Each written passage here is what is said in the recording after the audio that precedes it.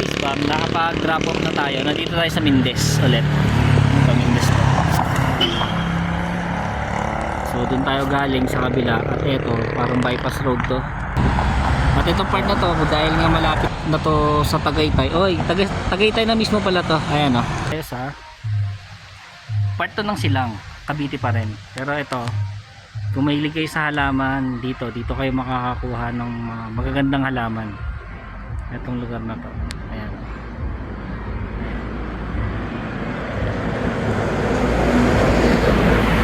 Pakita ko sa inyo yung kabuuan ng lugar. Madalang ako ngayon nag-vlog kasi mas sinututukan ko ngayon sa short. Pero syempre kahit paano ilalagay na natin to sa vlog natin. At ayun, ito yung buhay natin bilang Lalamove rider sa dito tayo napupunta sa Cavite. So ayun, ngayon lang tayo.